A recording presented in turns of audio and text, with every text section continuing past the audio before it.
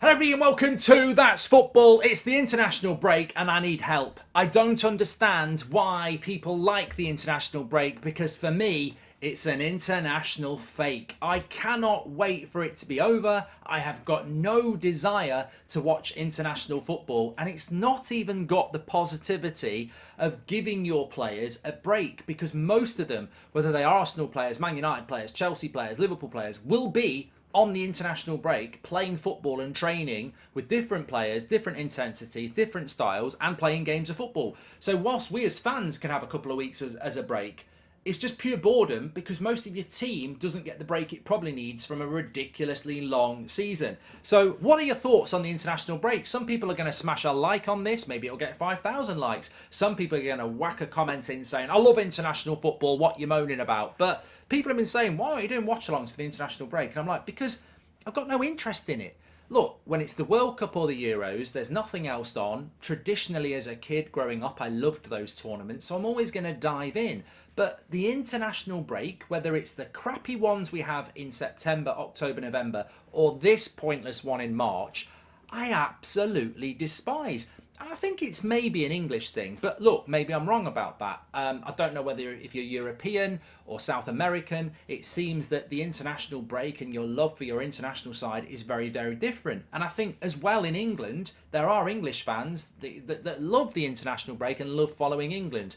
But for me, I just despise it. I don't like it. I think a lot of it is probably to do with Southgate and the current set of players that we have. They're a bunch of dreamers who overhype themselves, and you know they're no closer to winning a Euros or a World Cup than a Graham Taylor side was, than a Roy Hodgson side was. And people will go, "Oh, you're talking rubbish, Mark.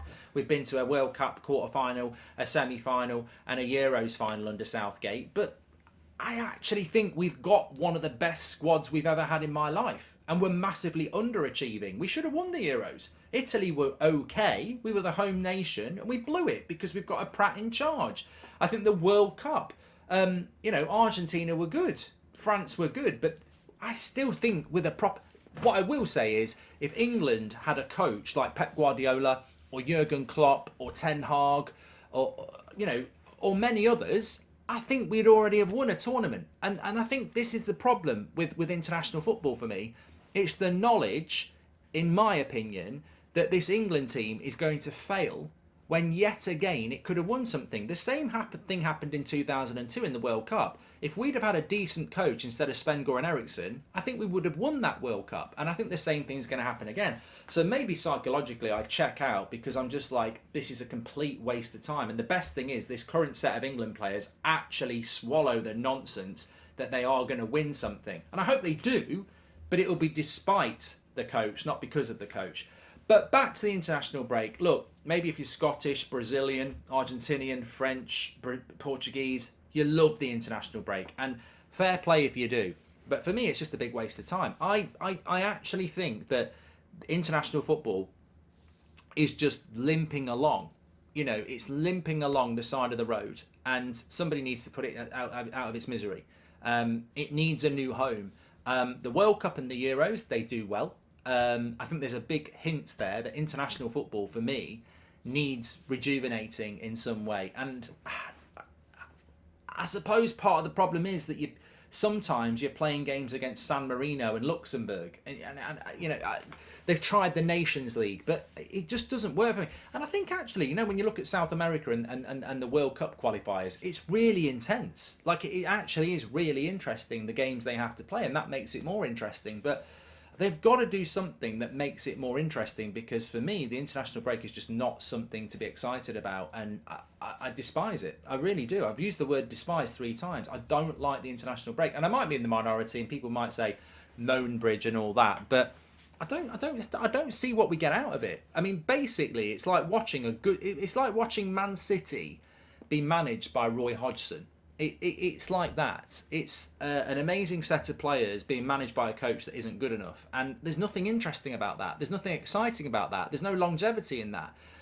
England will cruise through the qualifications because that's what we do. We'll hit the World Cup and we'll fail. Or we'll hit the Euros and we'll fail. And we all know what's going to happen. And we all know that we also all know that Southgate should have been sacked. I mean, why is he still in a job? We're just going round this boring cycle that's not good enough. And look, I'm totally aware that this may be exclusive to England fans, but I also agree with myself that that the international scene needs rejuvenating. And there's nothing more frustrating than waiting all summer through an exciting transfer window and pre-season. The Premier League starts, and then 4 games later, all that momentum falls off a cliff because it's a 2-week international break. And then you come back and you're like, oh, it's back. But you're never excited as you were in that first 4 weeks. And you come back, then another 4 games later, it's another international break. And you're like, oh, fucking hell. And then you come back again, another 4 games, and it's another international break.